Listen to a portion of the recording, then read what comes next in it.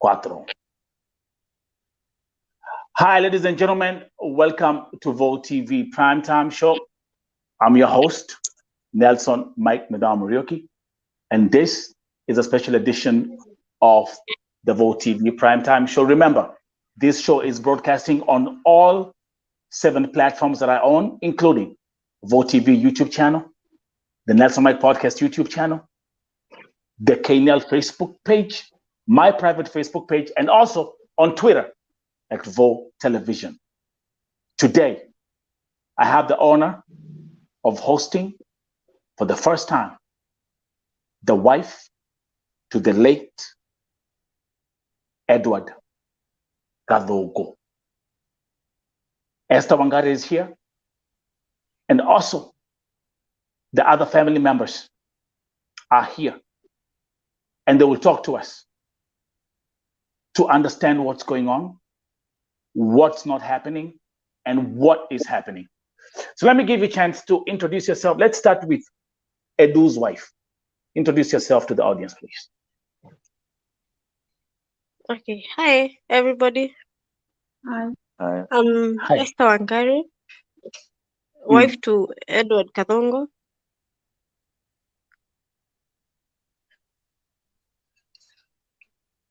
And A where mother are of you? 2 Where? boys. Yeah, go ahead. Mother of 2 boys. 27 years. Almost 28 now. It's not 27. Now I'm Okay. here to say some things. Some things. I'm being told to sign papers Let's get it. Just that are wait, stating. Esther. Let's wait. Yeah. Just wait for the let's do the introduction first. So that's Esther Wangari, Okay. mother to 2 boys. So Edward has left 2 boys. Let's see who is in the middle. All the way in Georgia. More family members Hi. of the late Edward GATHUNGU. Who's talking? No, that Sorry? one is talking. Oh, that is the sister, though. First, let's her say, then I'll introduce the mother. Go ahead, Okay. Lady. Go ahead, Lily. Introduce yourself. I'm Lillian Wanjiro, and I'm her elder sister. I'm the second born in our family. She's our third born. Yes, and the auntie to the 2 boys. Yeah. Okay. Thank you very much. Welcome. So you are both in Kenya. Now let's look at the other family members right here in the middle. Here in the USA, Georgia. Introduce yourself. My name's Kim Jerry. Most of the people knows me as Kim Jerry. I'm from Atlanta, Georgia. Lily and Wangari are my cousins, and we happened to travel with the mother 3 days ago when these things were happening, and we didn't even know how severe it was. But we are here in Atlanta, and we decided to join this conversation today. And I will let my auntie introduce herself so that you can know who she is. We all actually hail from a place called called Kebiko, Idanga Village. Okay. Near Wangige. I would let my auntie also to take one thing or two. Okay. Auntie, welcome to the show. Introduce yourself. Okay. Hi, everybody. I'm Mary Wamboi Wakahio. I'm currently visiting Kim here in Atlanta, Georgia. As he said, we came here 3 days ago. When we left, it was on 12th, and it was told GATHUNGU is critically ill and in ICU in Saudi Arabia. So we left when he was not yet gone. But on landing in Atlanta, the following day we heard that he has been removed from machine. So we are not whatever is making me stranded is, was he removed from machine? And other things that are happening, they are very confusing to me. So I came here to know exactly what's happening. Okay, thank you very much. The story of Edward GATHUNGU has captured the attention of millions of folks on all social media platforms. and there's been an outcry because another Kenyan has died in Saudi Arabia. Let's start with the wife, Esther Wangari. Esther Wangari, tuambie, hata hapa by the way mnaweza ongea Kiswahili. Hapa tukikuja hapa tunaongea Kiswahili, tunaongea kila kitu, mikorogo yote tunaongea. Nataka Esther utuambie. Let's start with when Edward alitoka Kenya when kwenda Saudi Arabia. Last year October 26. Last year October. Yes. Okay. Alafu na umesema mko na watoto wawili. Yeah.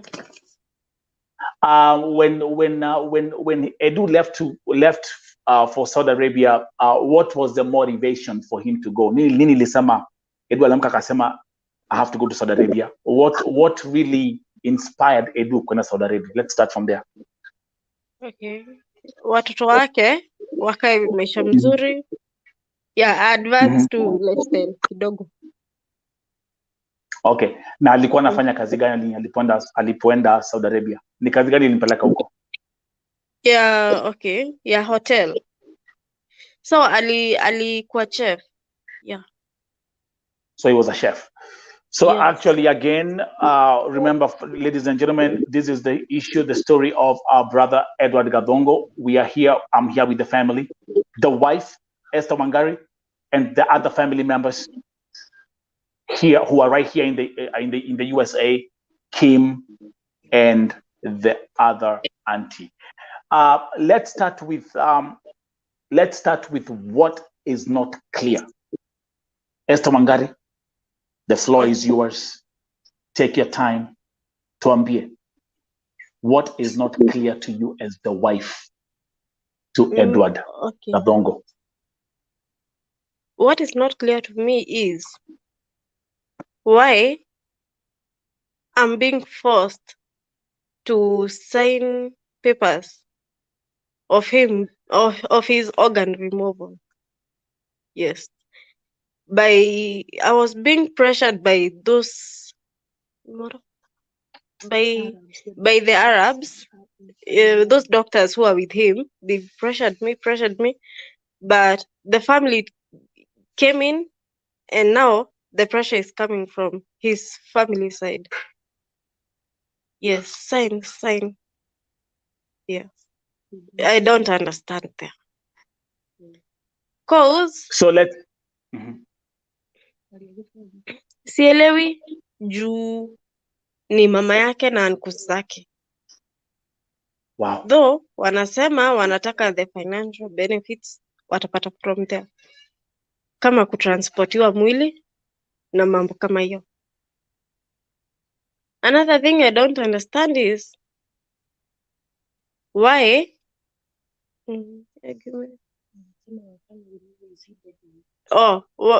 whether ako alive or not. Cause now bado naletewa makaratasi ni sign the consent, I don't know what, but sasa hapo sielewi ama ametolewa ama not. Wow. Social media ina trend ametolewa, sasa mimi hapa bado naletewa makaratasi sign. So kuna ile and by the way, I will let me show the viewers what Esther is talking about. Again, ladies and gentlemen, welcome to Vote TV Primetime Show. This is another segment of our brother Edward Gathungu. With me here today for the first time, this is the wife, Esther Wangari, and also the other family members on the right, Kim and the other auntie.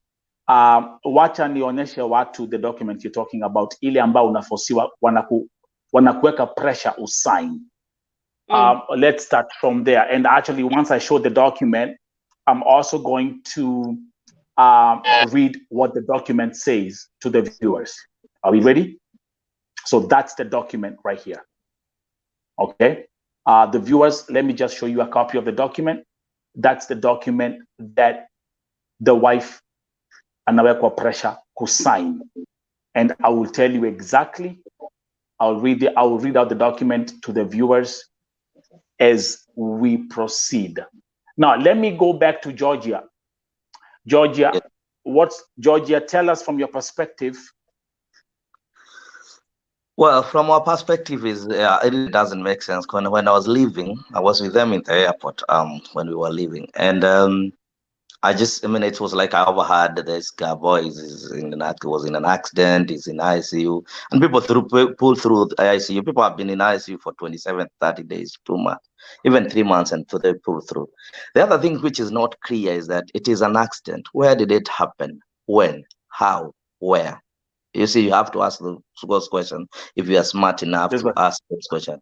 Another thing that doesn't really make sense is that why the rush of signing this document, forcing this lady to sign document, and actually you don't see them, and why the rush to put even her name and make sure that she actually look like there is beneficiary, which apparently she's not. Actually, as a matter of fact, she's not. Also, I'll make it very clear. She's not the beneficiary. There is someone else pulling the strings, trying to make it look like everybody is on board and everything. Because apparently, it is not man that my cousin want. Everybody that my cousin wants to see the husband alive, and that is actually more important than anything. But there is a greed somewhere. The greed which doesn't make sense, the greed which is pushing people just agree so that we can get this money. And I don't even think she will even get anything from that, even if it ever happens. And nobody even want that blood money. As a matter of fact, as a family, something that we don't. We really don't take blood money. It's actually a curse to us, actually. As an elder in the family, also we stand for whatever is right, and we stand for whatever means that makes the things right. I normally don't comment on these things. I try to keep away from some struggles of other family, but this came to me and came to my door, and we are looking at it on a different angle. Why force this lady this way? And actually, as a matter of fact, she might not even tell you the truth very well. She might not know how to say it. Is that if there are some papers they don't show to her, when she's refused to sign, they don't show to her the papers. They keep on hiding them one here and there. And actually, on another day, there was someone who claimed to the father of this boy, who apparently I came to realize the father to Edu is dead. As a matter of fact, there is someone who is trying to pull the string. There is even the lawyer. You see that affidavit, that if you look at that concept, is written by an advocate. An advocate, which I'm sure Wangari, you have never seen that advocate. You don't even know who it is, right? Wangari, have you seen the lawyer? No. No, she doesn't know who the lawyer is. So it's something behind the curtain through someone who thinks it's smarter, because this is a young kid. As a matter of fact, you can see that. And us as a family, we're like, why the rush? Why would you not wait? And also, why nobody can be allowed to go see Edu in the hospital? Go see and confirm his death. And we have a conversation as a family. Well, we can donate this. We don't need any monetary to help someone else. But this is like a sale of someone's organs, and you're like, okay, we'll give you this and this. It's the enticing, you know. It's like you ni kama unajua vile kuku uliziwa maharagwe mahindi kura hii. Yeah. Then I give you, but someone's son is dead and someone's father, and you see there is two boys who probably and someone's husband. Yes, and two boys. And Wangari is right here in the middle, caught up in everything, doesn't know what's going on. Now, before I actually get into reading the document, Wangari, ulipopokea simu, what did they say happened to Edu? Okay, they said it was a car accident and he's in brain death. Then, like 1 week ago.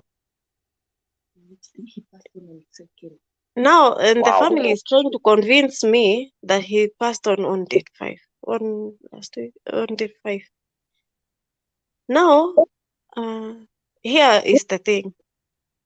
They keep on, okay, the doctors kept on insisting and pressurizing that sign those documents so that we can have the organs and cater for the transportation of the body.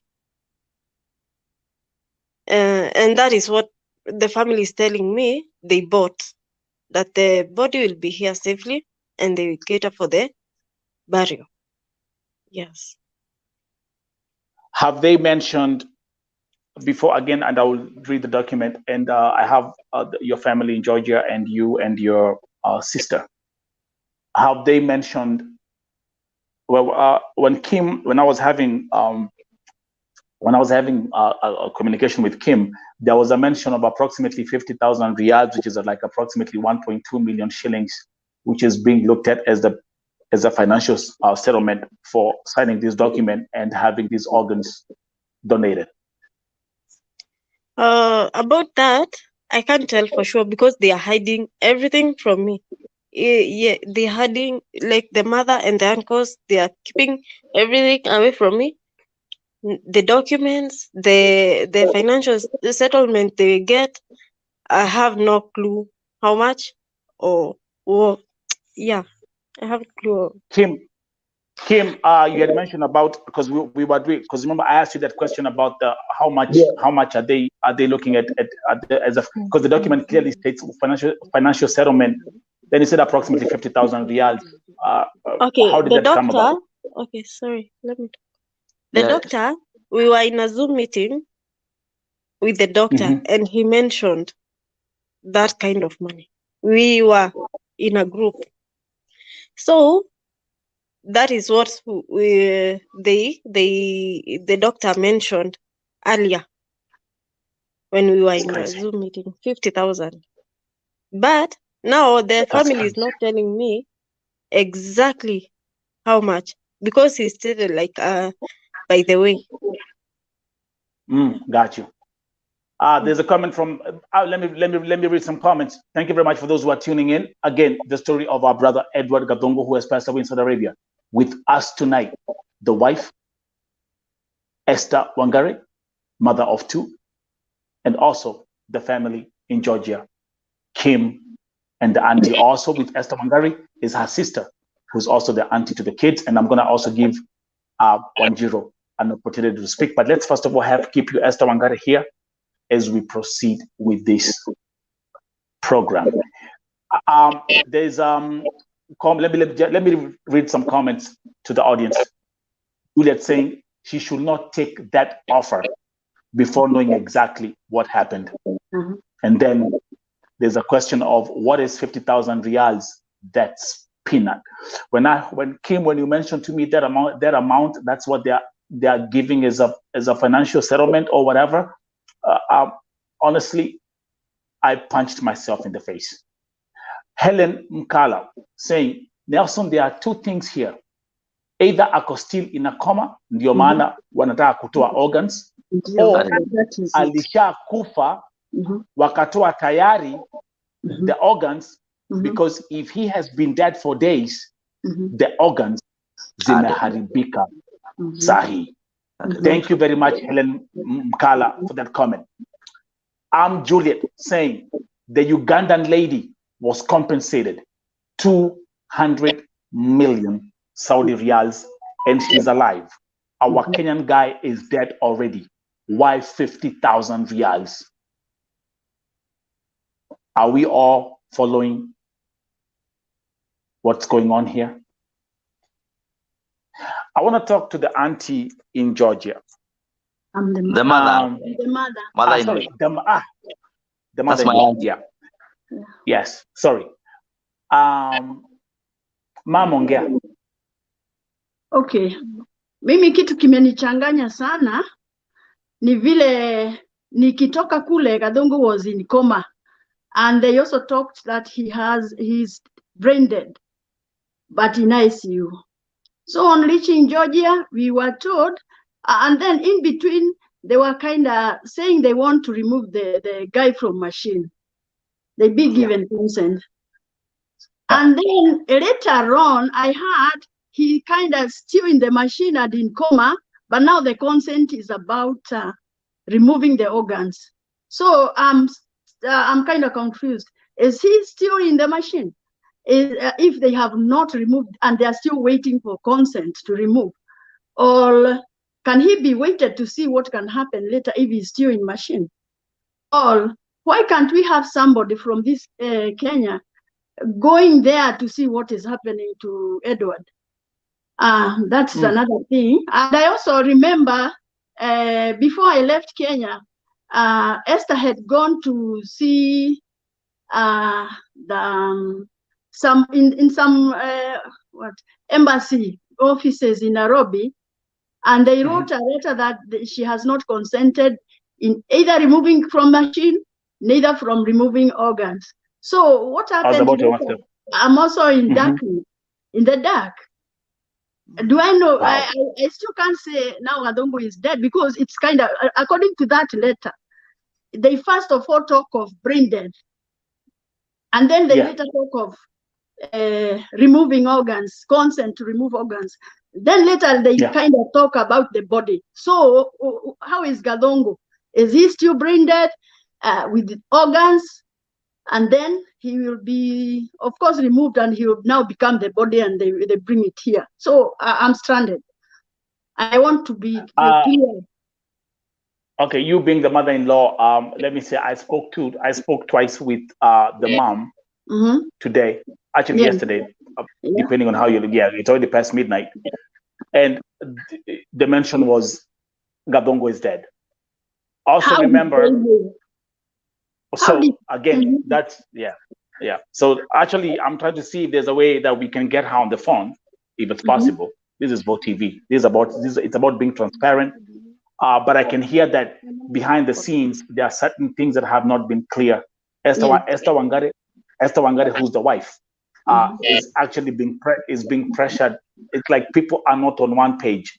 Yes. The mom, the uncles, or the other people on one end, and now you and your daughters and everybody else, now you're on this end.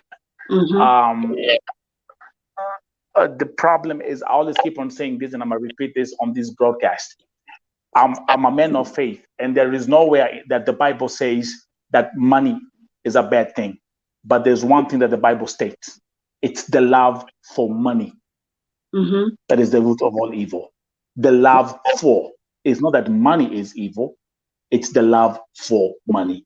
And maybe someone, when they are being told, you don't know what they're being told, when they hear these numbers being thrown around. I mean, someone putting a price tag of 1.2 million shillings on a human body is literally out of his own guts. Let's start from there. It don't even make sense. It does not make any sense at all. But now, Kim, remember, there's someone who's just looking at 1.2 million shillings and start doing his or her own calculations, and they look like they're being given the world. This is blood money. Yeah. Wow. And Esther Wangari, can I allow me to go ahead and read the document as it states? Can I read the document? Okay, so let's look at the specifications of this document written by a lawyer that Esther Wangari doesn't even know. So let's start, Mom. So who picked up this lawyer? Do you know his name? No. Do you know? Maybe Wangari knows. Maybe they have a. She actually had a glimpse of that. Do you know who it is, Wangari? Unajua ni nani? Umepata lawyer? No. They are refusing me to consult anyone or come up with or talk or do anything. The family. And listen, and you are the wife. You're the wife and the mother to the kids. According to the concept, you can read. It says very well. Okay.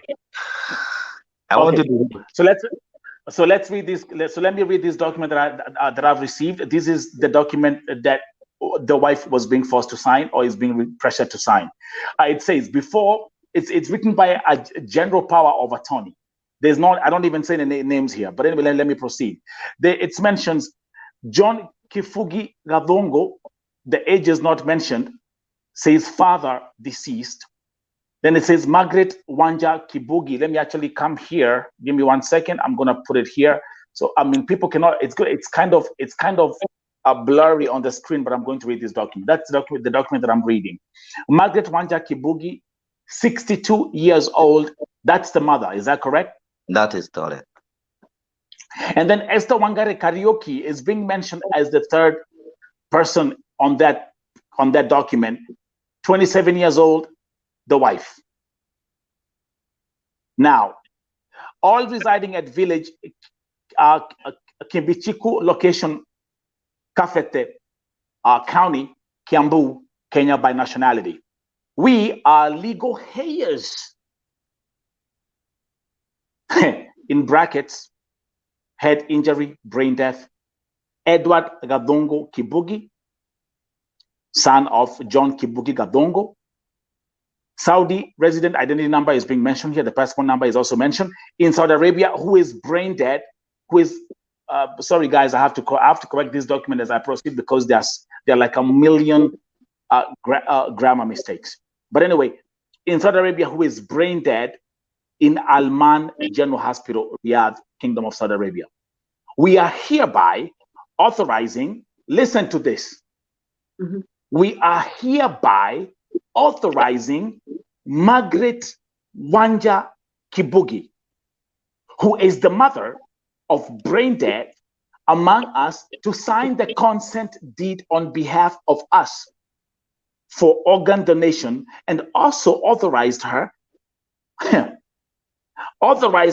to do all formalities, and we are authorizing the company and Saudi Arabia Embassy to take steps and make all arrangements for the transportation of the dead body, Edward Gathungu Kibugi, son of John Kibugi Gathungu, to Jomo Kenyatta International Airport, Nairobi, Kenya. Guys, let me actually get up to that point. Let me bring you guys back here. Let me tell you what's happening. Let me tell you what's happening. Esther Wangari, you as the wife and the mother to the kids, you have no rights to anything being mentioned in this document because the sole authority is being given to the mother. I've never heard anything like this in my life. That's where greed starts. I've never heard anything. Look, I don't even need to read the rest of the nonsense in that document. I've never heard anything. Why are you authorizing the mother? Mbona munambia mamake edu? In any situation when it comes to kama, you have a wife, a husband, and the kids. The person who comes first is the wife. Is who? Is the wife. Who comes first? Is the wife legally. By law. Yeah, by who law. Comes first? Wife. Let's read some comments as we proceed. Wangari, Helen Mkala saying, the Arabs, they know that Africans are poor the moment walikubali hii offer, itakuwa business sasa, because they'll have known our hunger is on money. Helen continues, they should be careful, anaweza sign na asipewe anything, na hakuna kitu atafanya. I was about to say that point. Because they can't come to Saudi Arabia, kudai, ati maybe documents ni fake. Allow me to say that the document does not even have the name of the lawyer who wrote that document. It could be a template from Google. You never know. That's a drafted document. But now I was given the original one. It's kind of different and it had the stamp. Okay. Yeah. Okay. Do you have the stamp of the lawyer? Do you have it? No, they have it. Now they gave it to me and then I said no, so they took it. Oh, this is crazy. Yeah, they took the original document. When you refused to sign, they took it away. Yeah. When they gave you to sign consent to remove organs, you said no, and then they took it away from you. So whom did you get it from? Who was holding it? Who was giving it to you? His uncle. Okay. Wow. Yes. So now there you go. You see, I mean, I've seen these kind of scenarios come to play. The uncle, the this. The uncle who were told to give that work to, and I should not make any step. That I leave it to him. Me and the family, we were told in generally, you leave every work to him, to the uncle. Everything he will handle. And then the funny thing here, they put your name without your consent again. Did you say they write your name in that document? No, I even didn't know they were writing such a thing. Okay, they are writing and then giving it to me to sign. Okay, they write your name and tell you to sign that They have not consulted you. This is crazy. Again, ladies and gentlemen, welcome to Vote TV Primetime Show. This is a special edition. The story of Edward GATHUNGU. Today, for the first time, the wife is appearing in public, and the family, from her side, to clarify on things that are happening behind the scenes that are not clear. I've never, let me say, first of all, I'm shocked. Because it's like they want to have you, they want to get you involved, but they don't want to get you involved as well.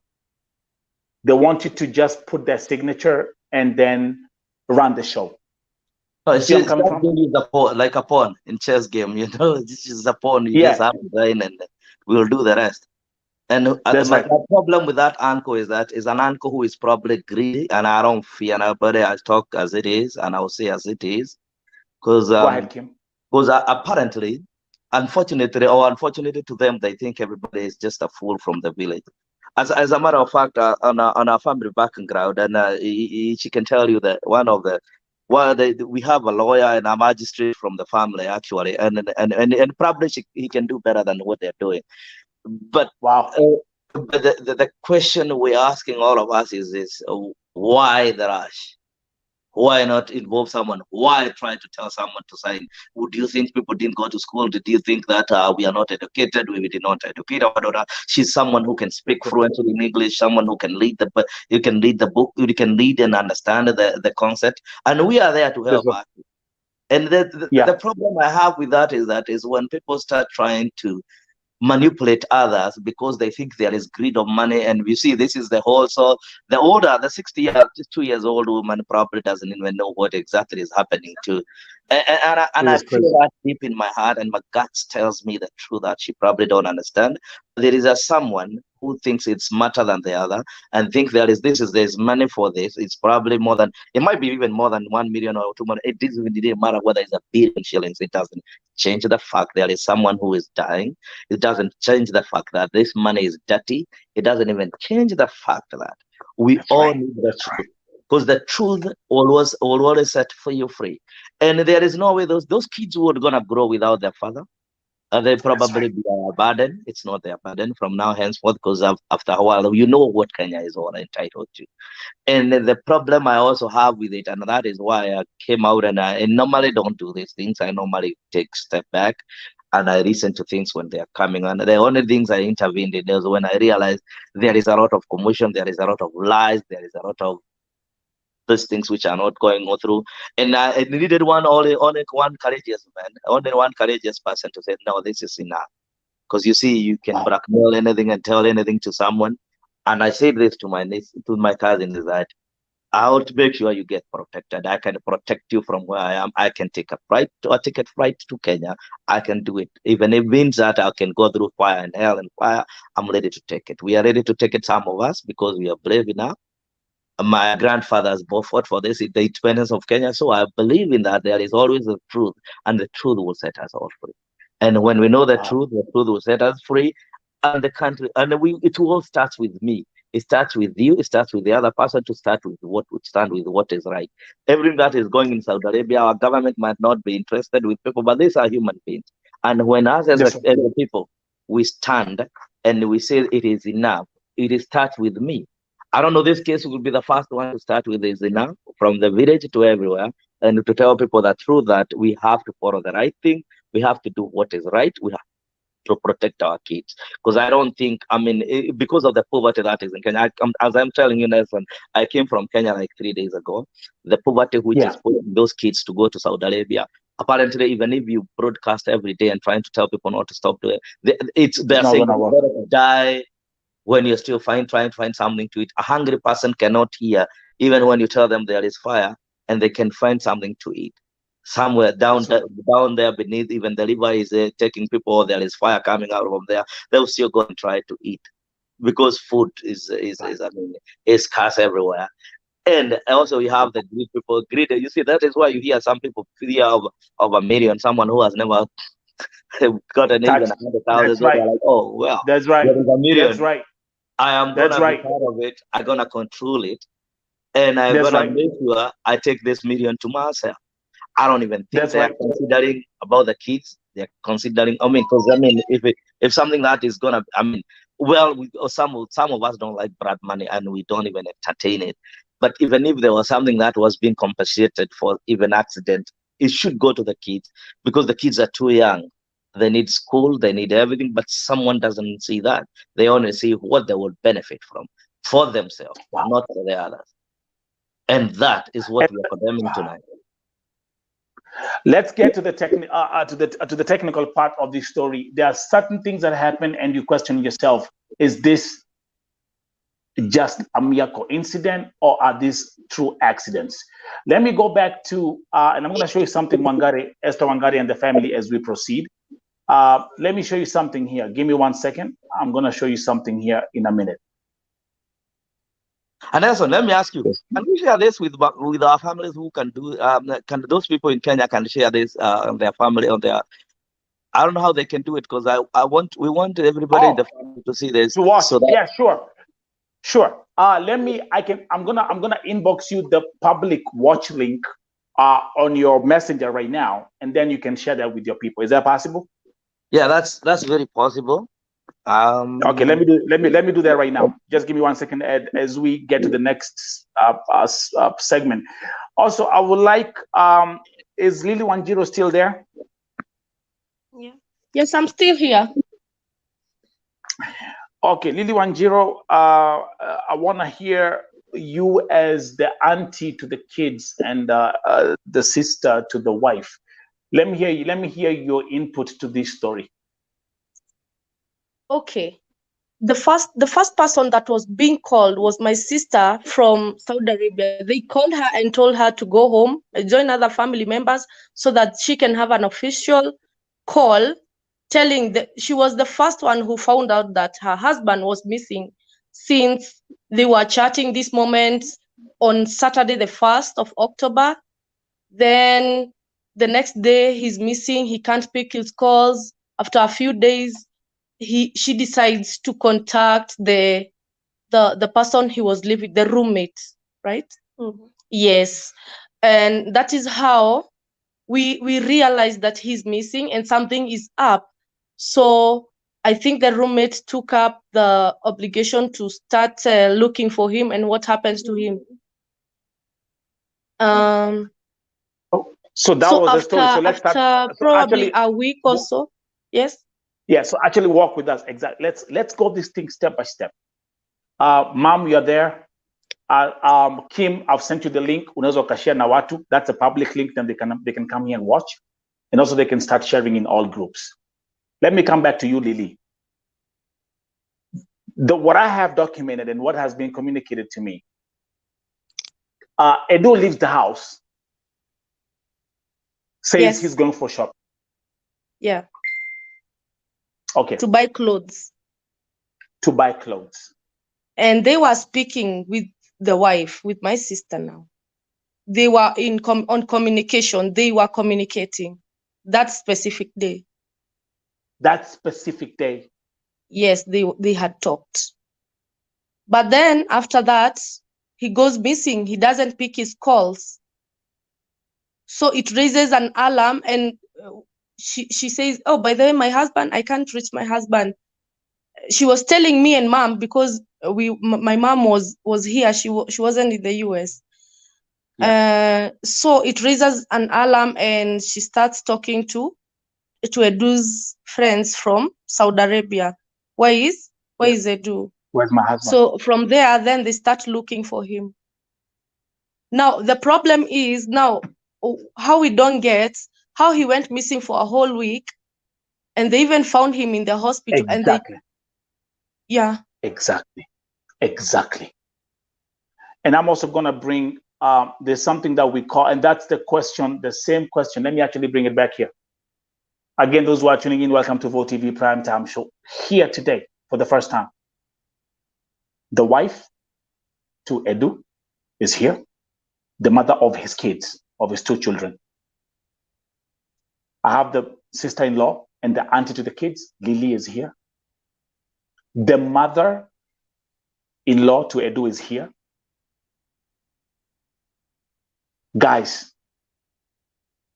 we are getting this thing clarified, and we are going to get all the facts straight. Let me come back here. Let me come back to you, Lily. The same question I asked and the same question Kilam to anauliza. How do you leave the house, go for shopping, go missing for 7 days? I mean, then someone say, hey, come on, man, like, hey, we gotta go and start looking what happened to the, like, we gotta report. Kim, let's look at this thing from the perspective of American standards. Let's break this thing from let's break this thing from an American perspective. Tell the audience, I don't want to speak because you're the family member. Tell the audience, if I left the house as a family member and you don't come back in an hour or two, tell the audience what happens here. You see, whenever you report a missing case person, and everybody, I mean, it's a concern by the government, by the local agent, and every day, every hour goes by. You start. I mean, first you have to check on the jails, everything and everywhere, where this person is. It goes 24 hours. Mostly within 24 hours, they don't even make it as a missing case person. But after 20 hours to 4 hours, 72 hours, it becomes a missing person case. It is well broadcasted. It is also, we start looking for, we actually mobilize and look for where the person has gone. And after a few, if you can't find them from the hospital to everything, the authorities keep on looking for you. It doesn't matter whether it takes years, they keep on looking for you. They don't you don't just go for 7 days. Nobody knows where you are. Nobody has ever even figured out what is going on in your life. And in American perspective, if Edu was in America and he was hit by the car, hit and run, we could be having a visual of something where the accident happened, where the accident happened, who took him to the hospital, when, how, where, and all names would be written, and there is order of everything. So this is what I don't get. How did he end up in the hospital? Was it there a car accident really? That is that. And if it was in a car accident, who brought the guy to the hospital? Even if it was on the roadside. Okay, let's pause right there. Let's pause right there. Lily, do you have information who took Eddie to the hospital? Now that's the problem. The problem is someone called me and told me that Edu was found. He went on Saturday, but was found on Sunday 2 a.m. in the morning. 2 a.m. That is what he told me. Someone from Saudi Arabia. I didn't know who it was, if it was the doctor or someone. I don't know who. He said that he was found on the highway, hit by a car. And I don't know how he was found. Maybe a good Samaritan or someone took his cards and maybe called an ambulance on him. We do not know that for sure. But he was picked up at 2 a.m. in the morning on Sunday, then took to hospital. Nobody bothered to call my sister, who is the next of kin. Nobody bothered. After one whole week, that was when someone called her and told her that from Saudi Arabia, and told her that she should go home, be with other family members, because she's going to receive a call from Saudi Arabia with news regarding her husband. Now, okay, there's a very famous proverb. It's a German proverb that we say all the time. When someone is telling you such a story, you tell them, stop pissing on my leg and telling me it's raining. Kuna mtu hapa anatukojolea mguu lakini anatuambia ni mvua inatunyeshea. Let's break this thing. Let's break this thing like people who have brains and people who have sanity. Yeah. How does someone leave the house at Amanda shopping, Alafu ends up on the highway dead. Exactly. That was what was it, 2 a.m. in the morning. Was it not even the same day, right? Not even the same day. The next day, 2 a.m. He had employers. He was from job. And my question also comes, let me ask you, and this baffles me. This guy is employed. He has an employer. That's right. He's a chef. He is supposed to report back to work. The chef does not see the need of calling back and ask, hey, what did they do to? Is he still there? Did he run away? That's right. Because those Arabs, whoever you call them, I don't even care about them, because I mean I have my opinion. It's my opinion, and I stand with it. I have low opinion on them. America, First Amendment. First Amendment. That's freedom of expression. Yeah, so I have low opinion on them. I don't even care what they say or whatever they do, because they are animals to me. I got no feelings. God knows how I feel. Because we are all human beings, created equal under the God, and that we all should have right to live. Because this is what I don't get. This guy is your chef, goes missing. Yes. There are people, he doesn't work by himself. I am sure in Saudi Arabia, there are other people, it doesn't matter whether they come from Sweden, wherever they come from, whether they come from India, Sudan, wherever they do. There are people who live with him. They know he has been missing for 7 days. They know something is amiss. Because apparently, if I work with you, I have to tell you, even when I go home, they have to call and ask, hey, have you seen this guy? Right? Because we are brothers, people. And there's something somewhere knows the truth. And the truth, probably, I mean, I don't want to speculate, but I also thinking, did he even leave that house? That is my question. Everything is possible, bro. Did he leave that house? Did he even walk to that everything street we're talking about? Everything is possible. My question is, whom did he tell that he was going to the market? And even if he told the roommate he is going to the market, is it adding up? Let's even say there's 2 minute questions. Adding up. Because it's not adding up. Everything here is not adding up. The question is, now, even if he's living with a roommate, this guy went to the market, he never came back. 1 week now after. The thing is, 1 week after. Because even if he was living the roommate, the better, because the roommate would have called and said, you know what, we haven't seen a do. Is there do with you? Yes. So what is what? Which is what? Okay, let's even forget about this. Because you see, sometimes greed will take us to the grave, all of us. Oh, absolutely. Because we are all thinking about money, but how did he met his death? Was it a little death, or is it something planned? Let's see some. My brother Kim, there are some comments. There are tons of comments coming in, but let me read some comments here for you guys to see where we're heading to as we proceed with this case. Shiko Paulina anasema ama aliuzwa na marafiki zake. I'm not eliminating that possibility. Neither. Then there's Anwanjiro who is saying, according to what I know in Saudi Arabia, it's only the police that can take you to the hospital in case of the accident. No one has the right to take you to the hospital until the police arrive at the scene. Another red flag, the same thing that I said. Florence Murray anasema ya kwamba biashara ya figo Saudia iko top. Tabitha Maina saying no, it's not adding up. Then there's a question, Lily and Wangari. Shoka kamera. Is the roommate a Kenyan? There's that question. Jen Kamau saying, is the roommate a Kenyan? That's the question being asked. And then there is Jen Kamau saying anything is possible where money is involved. Now, let's look at these two cases.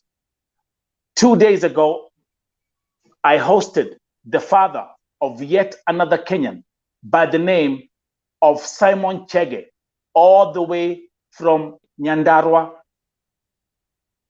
County. Simon Chege amefanya kazi Saudi ya miezi mbili, and guess what? The family woke up one day and they were told mtoto wao amekufa. And what was the cause of his death? Ati aligongwa na lori kwa highway. Now let's go back here. The Edward Gathungu story is the same thing. Highway accident. Highway accident. Lily, back to you. Talk to us. Now, still on that, on him missing for a whole week, my question was, why did the employer talk to someone, the roommate? And actually, I think he lives in the same, his roommate works together with him. They work in the same, I think, I'm not sure if it's the same department or not, but they work at Four Seasons Kingdom Center in Arabia together. He did not mention anything to my sister until my sister started looking for him to ask where her husband was. I think he went ahead and talked to the sponsor in Saudi Arabia, who I don't know how, I think he's the one who took him to he knew he was in the hospital because he was alliancing with the doctor who kept telling my sister to accept Edward to give away his organs. So when we went to Foreign Affairs with my sister on Wednesday, when the doctor called, and after they were being contacted by the ministry, the agencies, that was when the sponsors called, and that was when we knew what happened to him. After a week or so, you see, after the ministry, the Foreign Affairs Ministry contacted them, because we went and told our story, and yeah, that was when the sponsor in Saudi Arabia called and said what happened to Edward. And he gave the story, and he said he was checking up on him. And by saying checking up on him, he never went there. He sent people. He sent people to go check on him. And actually, for a moment, we even formed a group. And the person who went to check on him sent us a video of him. His heart is beating, or was beating at that moment. We saw a video. Probably we should share that with Kim and Mom so that he'll be able to give that to you. I've seen the video. You've seen the video, right? Yes. Yeah. His heart was pumping. But then we didn't know, because he had some, I think it's he had an operation or something. We don't know. Now, the thing is, after following up on social media, we can see people from Saudi Arabia saying that this has been going on. They are hijacking people and removing their organs and doing such things to Kenyans. That's right. It is not clear that if this person already, they harvested his organs. It's not clear. It's not clear if that's why they keep pressurizing my sister to sign the document. The documents, so that, because maybe they are already done with that. Yes. Yeah. Probably. We are not clear if maybe.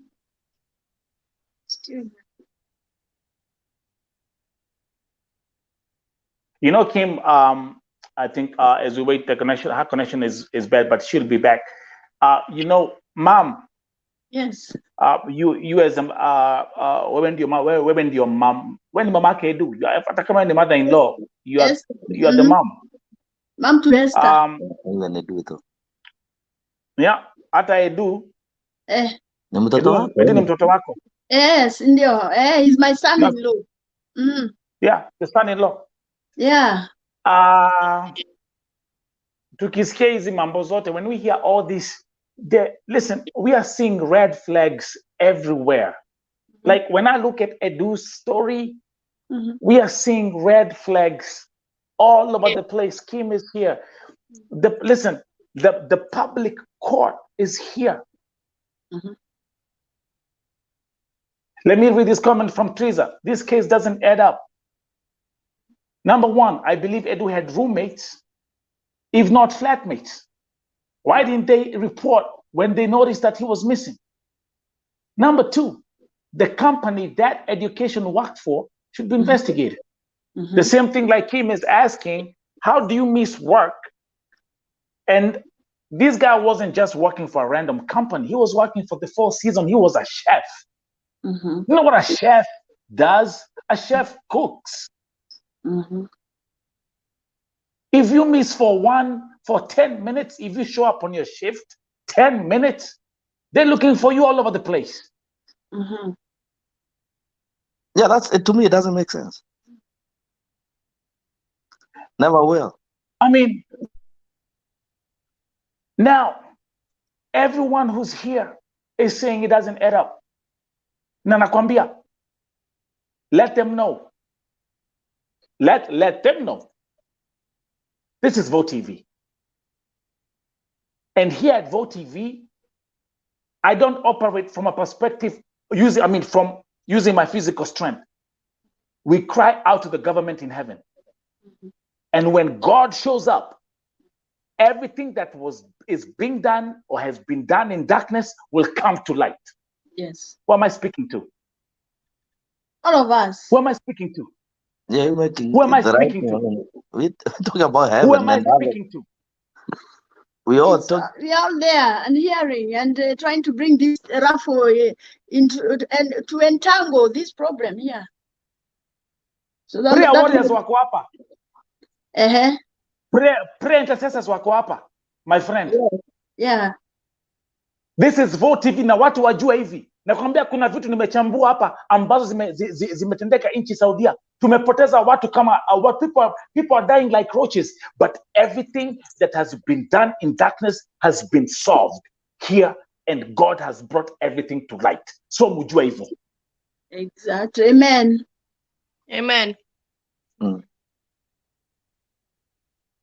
This is not your regular network. Kim. Yes. This is not Fox News. No, it isn't. This is Vote TV. Nakwambia kuna watu watakaa hapa wapiga tukisema, when I say, I'm telling you, Lily, Mom, and Kim, and Esther, and the kids, we have fasted for families on this platform. Na tukisema Mungu shuka. He will. He will show himself. He has never been late. He might be 4 days These late. are two kids. These are two kids. Yes. These are two children who have no father. Two good boys who are with me. They're in the house right now. Come on, man. Imekuwa hapa ni kuchezea maisha ya binadamu. Oh, you can miss for 7 days. Oh, we don't care. You can. Lily, let me ask you a question. If I came to your house wait. If I came to your house, let's say you hosted me for like 3 days, right? I come to your house for a visit, right? And then I go missing. Would you let the sun go down if I went missing in your house? Would you let the sun go down? Talk about 7 days. And before as we proceed, let me tell all the prayer warriors at Vote TV and all the intercessors, twende kwa magoti. Amen. It's time to cry out to God right now. Esther Wangari, come back on the camera because you are the wife. Thank you very much. Thank you very much. Thank you very much. Again, to all the viewers, welcome to Vote TV Primetime Show. This is a special segment for Edward GATHUNGU. With me tonight is the family.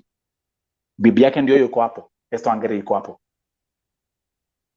2 kids that have been left. The mother-in-law ndio yuko hapo. And Kim is here. Hii ni familia. Hii ati tulisikia tuliambiwa. The family is here. Because everything that we do here at Vote TV, we do it in the light, not in darkness. Tuhamwe. Yeah, more. Wangari, talk. Let's come back to you and talk about this issue. Mhm. So the last time uliongea na Edu ni alipokuwa akitoka kwa nyumba akisema I'm going for shopping. Was that the last time you spoke to Edu? No, as for me, tulikuwa tu tuna chat and then akahang up. Okay, good job. All of a sudden akahang up. Yeah. Okay. Then Got I was like, okay, maybe I may get busy or something. So later, like the next day after his phone was off, like I was trying to contact him, to call him, but sikumpata. Ndo sasa on Sunday nika realize the phone was off. So it took my attention also. Yes. And I tried to contact his friends na huko. Mwenye sasa mwenye nili contact akaniambia walikuwa naye kwa soko. And then akamwacha kwa soko after a small disagreement, akamwacha kwa soko. From there, a small disagreement. Yeah. For what? You see, there's some stuff that is Kim. Yeah. Mom, there's so much. Small disagreement of what? Small disagreement of what? Do you know what that means? No, clear. Haikuangi clear. It means so we have all these questions. We have so many questions to ask. Beat him up. Do you know Kim and Mom and those who are watching? And I'm glad, Wangari, you've mentioned that part. Because you see, remember, nimesema hapa nikisema Mungu shuka. Na hata ikiwezekana akuje mpaka na Nyahunyu. Tunyoroshe. There's something. Look, Mom. Look at this story. Kim, look at this story. And again, those who are watching, this broadcast is being watched by thousands of people. Watch this. Sokoni, some disagreement. Phone off. That's a red flag. For what? Disagreement, Yanini. And they're not selling cows there. Or there's no run business there too. Let's walk this thing crystal clear. Being at the market, disagreement, missing, phone off, dead. Yeah. Do you know what that means, Wangari, from the eyes of an investigator? Mm-hmm. That person who is the first he had a disagreement with is a prime suspect. Is the first murder suspect actually? Yes. Tuanzie hapo. Na kuna kitu nilisema hapa jana. Go and watch what I said yesterday. Kuna kitu nilisema hapa jana. And those who watch the broadcast at 9:30 p.m. last night, mnakumbuka nikiwaambia, mimi sitakimbilia hapa kutupia Mwarabu kumwekelea kusema ati ni Mwarabu. Nilisema, don't be surprised, Wangari, if the people that are involved in the murder of your husband are his closest friends, roommates, flatmates, people who knew him. Workmate. Na mimi sikudanganyi, workmate. Disagreement ilikuwa ni ya nini? We don't know. Let me ask Wangari a question. And I'm tending now to get even more confused. Huyu roommate alikuwa nani? Ni wa huku kwetu? I don't know because niliomba contact yake from Edu's friend. Aliongea Kiswahili, Kizungu? Yeah, Kiswahili, and even I have the audio call. Yenye alinieleza how he went missing. Can you send me that audio call, please? Send me that audio call. I'll give you. Okay. You have it recorded somewhere? Because it doesn't If you make have sense. it, It doesn't add up. Uko nayo? listen, Yeah, come on, I can you, have it in my phone can you, because I'm using Lily's phone right now. okay, can you Send it. play that recording? No, play that from your phone to Taskia. Play Okay, it from let your me phone. open it. Okay, let's listen to this. Again, and by the way, for those who are watching, welcome to Vote TV Primetime Show. This is a special segment for our brother, the late Edward GATHUNGU. Na hapa, I'm here again. Nakumbuka hata even now, even when you are saying the late, it's an allegation because we don't know yet. Yeah, exactly. That is what we actually. That is why we are still confused. Because Is it the rate? Yeah. He's brain dead. No, here it is. Okay.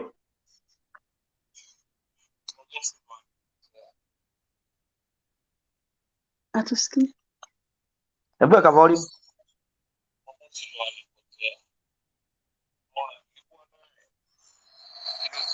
Okay, we can't hear it. Do me a favor.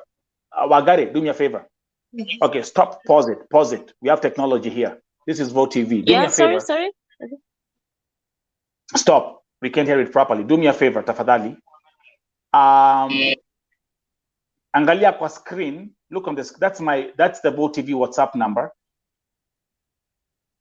Forward that recording right now, and I will play it from my system. If I play it from my system, tutasikia kila kitu ambacho anasema. Okay. Yeah. So look at that number. It's on the screen. It's +1. It's +1. Plus. Number. It's on the screen.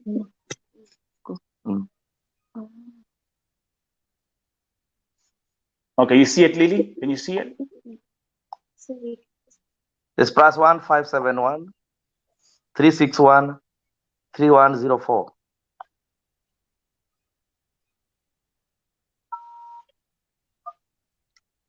Nakwambia mam rekegwire nidakira mutigathangae no turikie show no muthi tukirikia haha akorwa tuonetie uhoro uyu wothe etagwo Ngai akimcheza na niambia atu I can see the prayer warriors are here na tukienda kwa magoti things will become clear. So like now, Kim, give you an example. The story of this disagreement, for me already, that's a red flag right there. I didn't even know that part until today, and I'm like, there you go. Nimekwambia nini? That sounds more sounds more peculiar than I even thought. The other thing I don't really get is this: why are we lashing for money? Yeah, sorry. What is the lash for money? What is more important? Is it a dead body or a living person? Even the Bible says it's better to have a living dog than a dead lion. It's crazy. What is it that makes people feel that money is more important than all these things? Because if you never know the truth, and we will keep on losing other people. This might be the end of the death of our people in Saudi Arabia. Men now used to be women, now is men. And now look at it. Now, the young age of 28, 29, 30, men with a good health. Yeah. Why? How? Wait a minute. Healthy. Are they walking in the middle of the highway? How? I mean, I don't know the Saudi Arabia highway. Because I know even if I were to talk about Atlanta, Georgia, you cannot walk on a freeway, on a highway. Yes. But you can't even close the highway with your because apparently this guy is going to the market, and I don't think he goes to the market in the middle of the highway. Again, guys, let's come back to this thing. Let's come back to this thing, Kim. Like you said, a young Kenyan, Edward GATHUNGU. Okay, didn't even finish 1 year in Saudi Arabia. But again here, another one. Look at that. Do you know how old Simon Chege is?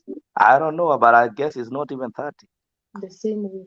My brother, this young man is only 24 years old. Yeah, he looks like him, and he is healthy. had good kidneys, had good everything. Every organ is working. That's right. Yeah. So I mean, so this for me is already this for me right here is a red flag already. Everything I'm hearing is a red flag. Now let me tell you something. If, for example, we had let's come back here. If someone said, okay, Edward GATHUNGU has died because he got sick, something happened, whatever, okay? And then let's say this guy here was hit by a car, okay? Then we'll be like, okay, this looks genuine. But how do we have two Kenyans, young, with the same story of being hit on the highway? This again for me is another red flag. This let's go back to Edward GATHUNGU kwenda sokoni, disagreement, thrown off, 7 days missing. No one is asking questions, not even his own employer. Then the next thing, pressure, the wife assigned contract za kudonate organs. It's too much going on here. This is a mess. It doesn't add up. Kim, in sewage. Yeah, and it's leaking. These are leaking sewage, and we need everything cleaned up. Wangari na Madomera. Yeah, we have tunatuma.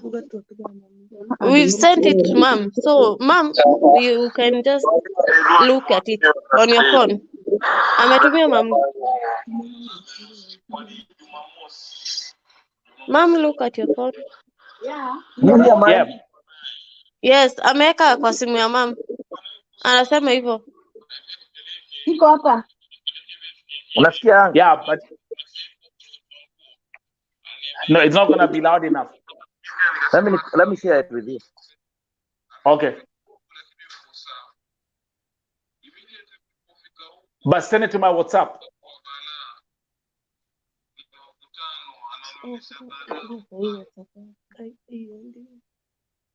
Yeah. Okay, we are trying to get this because if I play it in my studio, you guys gonna hear it vizuri. Tasikia kila kitu. Again, guys, welcome to Vote TV Primetime Show. With me here is the family of Edward GATHUNGU from the wife's side. The wife, Esther Wangari, the sister-in-law, Lilian Wanjiru is here. The mother-in-law is here. The whole family is here. Na mnasikia zile mambo ambazo zinaendelea hapa as we proceed in a coverage of this story. Again, if you're new here, don't forget to like, share, and subscribe to the channel. Comments ni mingi.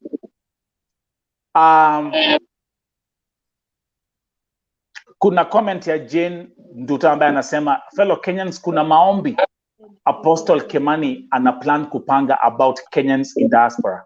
Tujiunge pamoja, only prayers will help us or will save us. Tafida Keiro saying, Gai mwadhani, Mungu shuka sasa.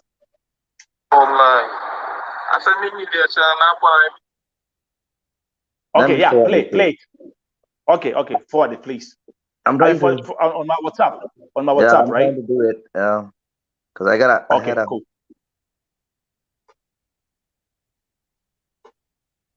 Lily Wanjiru, back to you. Let's go back to the technicality. Let's go back to the technique. Okay, perfect. Let me first of all try to play it from here. Give me a second. Let's listen. This is the recording that was sent to the wife, right? Yes. The guy explaining what happened.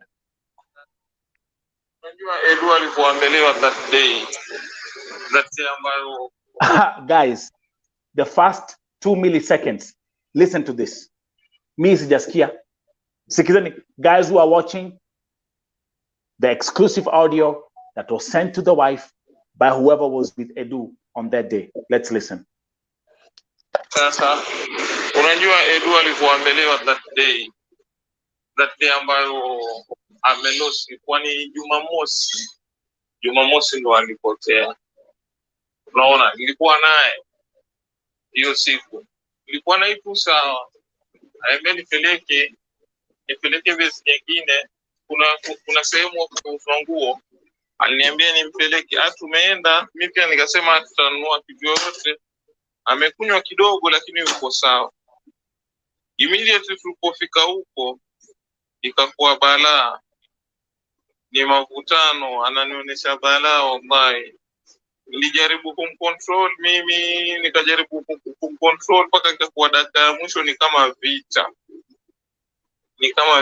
Na ukiangalia sasa hiyo ni place kwa soko nini, jamaa ananiambia wewe na huyu jamaa hiyo mavutano mtashikwa na polisi nyote. Aseka kwa dakika ya mwisho bana, mimi ninamkuta nikamtie kwa taxi, ikawa yani ni ngumi, ni vita wallahi, ni vita. Na tumetoka naye yuko vizuri, tumefika naye huko bana, amebadilika, sielewi ni tembo vipi hiyo, amechange. Ilikuwa kibarua wallahi. Asa mimi niliachana hapo, ananiambia shika njia yako, mimi nishike njia yangu. Mimi nimeshika njia yangu nikamwacha. Yeye amelewa lakini hajalewa sana. Nimeshangaa alipoona watu ndio tembo yake imempasuka. Since that day wallahi, yuko Jumamosi, kiangalia ameacha simu kwenye dressing yake kwa hapo juu, na share naye room moja. Dressing yake kwa hapo juu, ameacha simu hapo kwa dressing. Yani ameondoka tu hapo na ikama. Lakini nimeripoti kwa manager wa housekeeping hapo nyumbani kwetu, amepigia simu hii kampuni yetu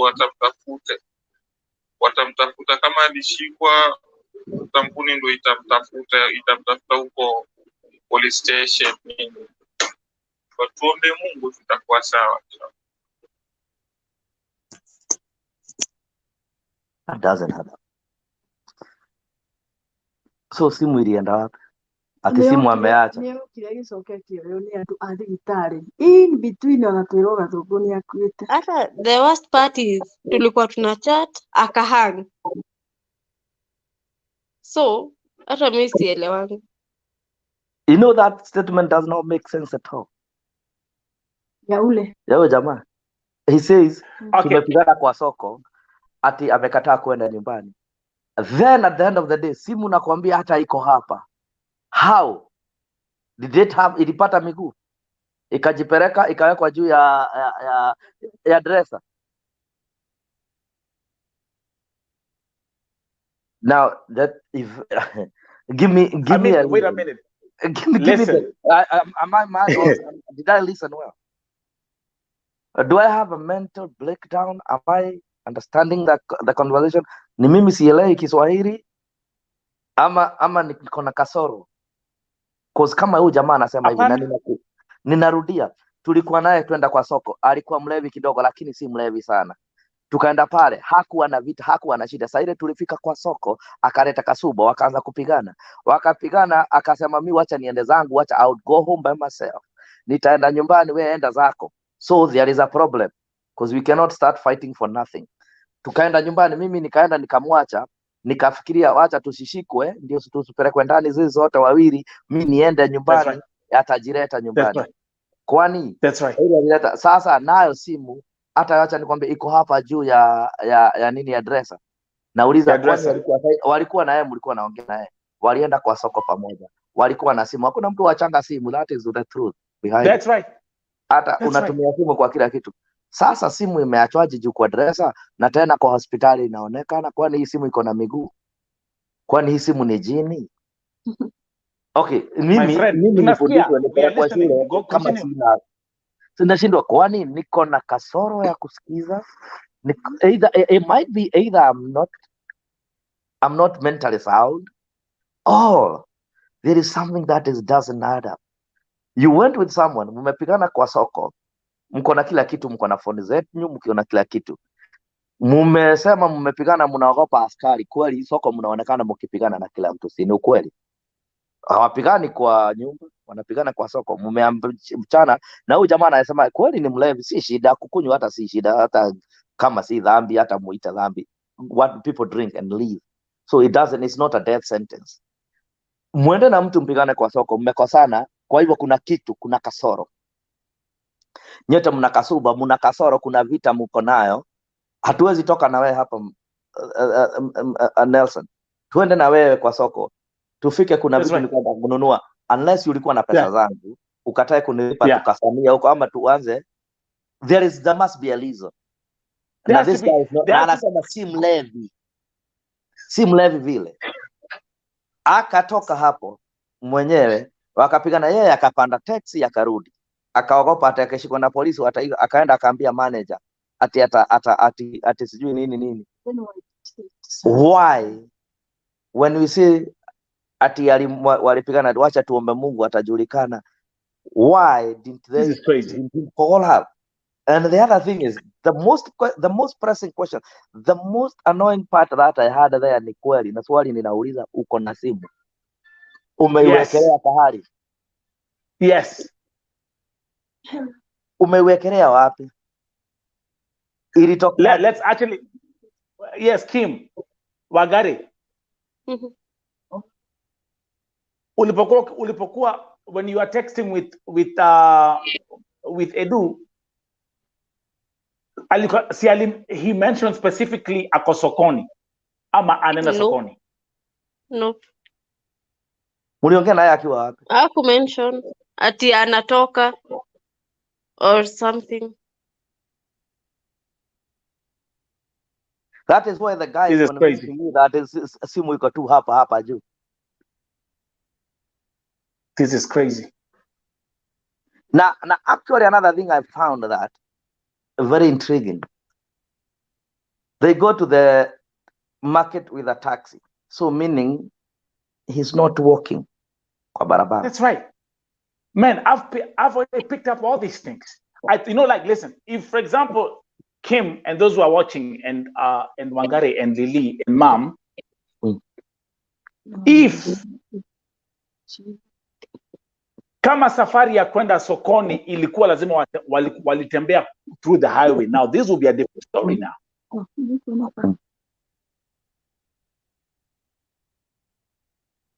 Kama kwenda sokoni ilikuwa kwenda sokoni lazima tutembea through the highway. And by the way, in America we call that jaywalking.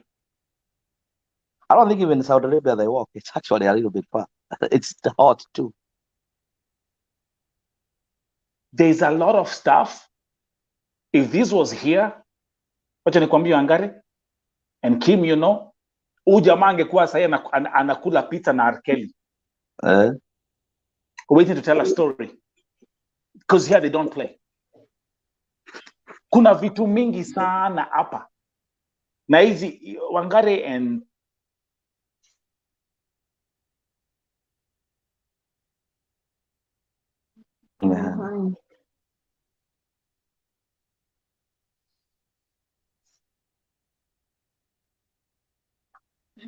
Hello? Musio na wasiwasi.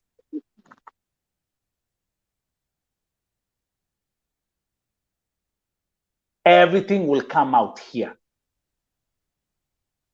Tumeanza tayari.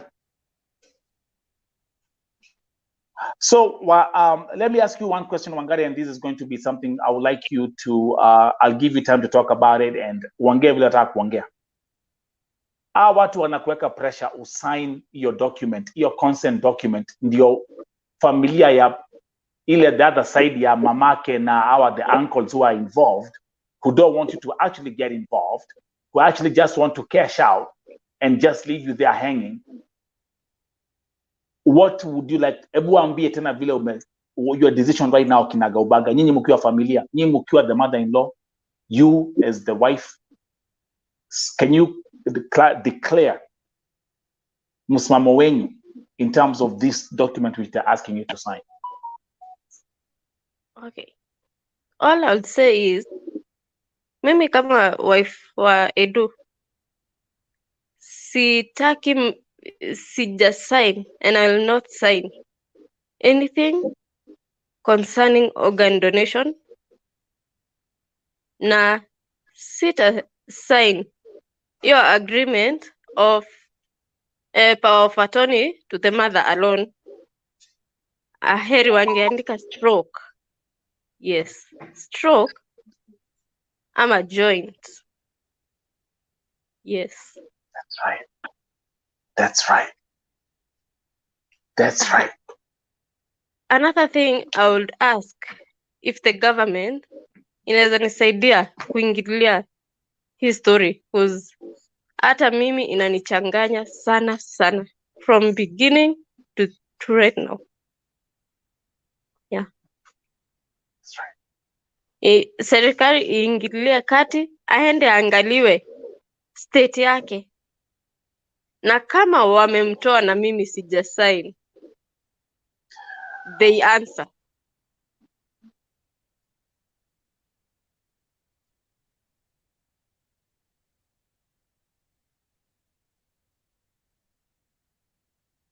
Lily, I'll give each and everyone the opportunity to speak. But let me know. Wait, Wangari, koja kidogo. Let's give your mom. Okay. Mom. Okay, mimi pia nataka yale maneno iko kwa hati ya Wangari, kwa roho yake ikuwe respected. Kama hataki kufanya hizo signatures zenye zinaenda kusema adonate viungo vyake, because pale juu wanasema ni brain dead, and I had seen several brain dead who kinda they were, if the heart is beating and he's still in the machine, can he be given time? Because now Wangari has not given consent, so why should he be removed, and why should he be remove the organs so that he become a body? You see, there are things that are coming in a consequence. One, consent, ya brain dead, apeane figo, apeane vitu zake, ndio sasa become body, ndio hiyo body iletwe. Sasa hata sijaamini huyo kijana kama hajatolewa kwa machine, saa ingine hajakufa. These are allegations we are dealing with. Mtu aende huko aone ni nini ina happen. Yes, the government itself. Yes, because then they tried that Wednesday before I left, and it didn't materialize to any answer up to today. What happened there? People are trying to kind of talk sweet words to them, but now all of again they stopped, and it was like wengine ndio wamesikiwa na ni hivyo sasa. Wanataka Gathungu akiwa dead and waletwe nyumbani kama mwili na ni hivyo. So at least it should be looked into. Now, by the way, I know there is a sister who is in Saudi Arabia, that same Riyadh, na inasemekana hajakubalishwa kwenda kuona brother yake. Wow. Kwa nini brother kwa hiyo Riyadh ati na ameblokiwa kwenda kuona how Gathungu is? Because huyu anaweza kutupatia answer, if not somebody else going from here to that particular place. Kwani hao waajiri wao wako aje? Oh my goodness. Okay, the sister is okay. Let me talk about the sister. Yes, the sister nilikuja kurealize amefungiwa mambo kama mimi, hataki ajue mambo, ni mimi nilimuupdate. Yes, and hayuko Riyadh exactly, ako mahali kunaitwa Dammam. But this is Yes. Dammam is ni far away from Riyadh.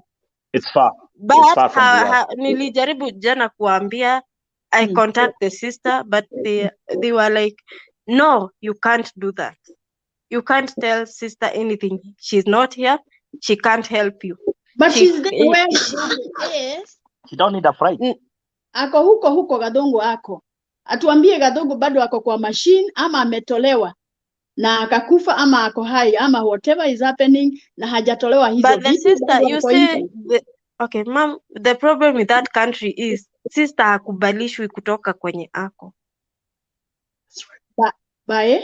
Yes, by the employer. Domestic work. She's a domestic worker. Yes. That is That's the main Arabia. problem. I know angekuwa, mimi namjua, angekuwa ashaenda. But with the when the government interferes in the embassy, they can release anything and they cannot do anything. Yes. I believe there is always what can happen, Kim, in this case, on behalf of the family, is because Edu is a Kenyan citizen. They should get a Kenyan embassy official to go to the hospital, confirm, look at everything, give the family a call. In this case, you are the direct next of kin. But now si hapa kuandika ati mama yake ndio the one who's authorized. They are pushing you out and now putting the mom to be the one in charge. Nimeingia na mama yake Edu jana, and allow me to say this, unfortunately, she doesn't seem to have any clue of what's going on. So they can, like Kim again, so they can throw all kind of trash in her brain just for her to go, like, okay, let me just go with the flow. Yeah, actually, she lost a son, and she's confused. She's angry. Ameambiwa hiyo brain dead ni kifo. She doesn't understand anything. She's 60 years old, 62 years old. And she's been convinced not to understand, not to hear from my side. She's been convinced not to listen to me. Yeah, and there you go. And that's where the battle starts. I think Edu probably wrote, when he was signing the contract, he wrote you as a next of kin, right? The wife, right? So that is the cut, because legally it binds you to be the wife. It's you. You the mother. You the wife. You the mother. Whether the marriage certificate or not, you are the first next of kin, right? The first next of kin is you. That is why they are not able to do these things, because if you are not mentioned, you wouldn't even be anywhere. That is the truth behind it. And if the greed of the uncles, I will call them off. I don't fear them. I walk there. I walk back by there, and I'm a man on my word. I keep it. What I know is they're greedy. They want money, and it's not. In fact, they don't want money for the mother anyway. They want it for themselves. That is what I think. You cannot take that from me unless you cannot convince me otherwise. Because the moment you have that consent, trying to say, the wife and everybody, they put number one, the deceased. They put the father deceased too. They put you and the mother. They say, oh, we give consent to solely, like your mother, your mother-in-law will take responsibility of everything, and you should make the final decision. Where on earth, where on this planet Earth, did one person make the decision of everybody without consulting the other one? In fact, if it was in a family and we came and sat down and had a conversation as a family and say, yeah, you can do it, it would be so easy. Why do you want to jump the drum before the beat? The rush is the problem. What is the rush for? What is it for? How much is this money? How many billions can buy a life? A human life. And by the way, how much is enough? Kim, let's go back to Esther Wangari just real quick. The amount that the doctors mentioned during that Zoom call for us to be in the open, how much? What was the settlement that they were talking about? Okay, that he mentioned roughly, like I had zoomed out of that call because because of several reasons. But now I asked what the one of my nieces who was there told me, do not agree to organ donation. So I asked her, has they mentioned organ donation? Akaniambia yes. Nikamuuliza, akaniambia yes, wamesema 50K. So that is roughly. But these men, I know these men cannot be following 50K. I know there's something more. I know there's something that they are running after, of which I am, but I know it's not 50. That I got it from the news, who saw I had zoomed out, and now trying to update me what the doctor has said. Yes. Do you have some audio sounds about that? No, sorry. Do you have anything that can? Yes, the text. I have those texts. Yes, okay. we need them. forward them because I'm here. I can show them right away. As we proceed again, ladies and gentlemen, welcome to Vote TV Primetime Show. I'm your host, Nelson Mike Morioki. Today, a special segment, a special feature of our brother Edward GATHUNGU, who I will from now on mention the term who is brain dead in Saudi Arabia. Exactly. Right here with the family. I like it that way because it has not been confirmed. They are still requesting for consent to be signed, and they are not yet signed. Esther has not signed. Right. Yeah, so it should be investigated. What is the state of that guy? That's right. Again, as we proceed, the wife, Esther Wangari, is here, the mother to the two children. The mother-in-law is here. And also, so Kim, Edu will call you what, uncle? Most probably cousin, because this is my cousin. Cousin. Yeah, this is my cousin. The cousin is here. Yeah, this is my cousin. So Edu will call me cousin in one way or the other.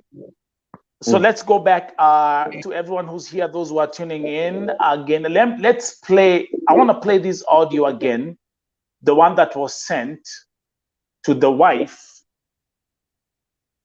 explaining what happened at the market, the fight that happened and all that stuff. That's what I want to play. Guys, give me 1 second as this thing loads up. Also, I'm going to request you, Wangari, please, if you can, kindly send any communication that you've received. Upper in the Vote TV. Yeah. This is a platform of transparency, so they can see it. Everyone can see it. And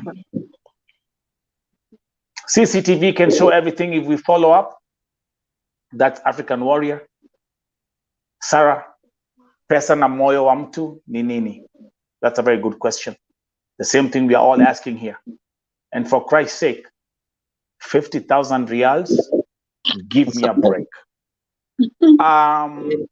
Let me come here. Let me play this. I'll play because my stuff is loading up. But unajua Edu alikuambelewa that day ambayo amelosi, kwani Jumamosi ndo alipotea.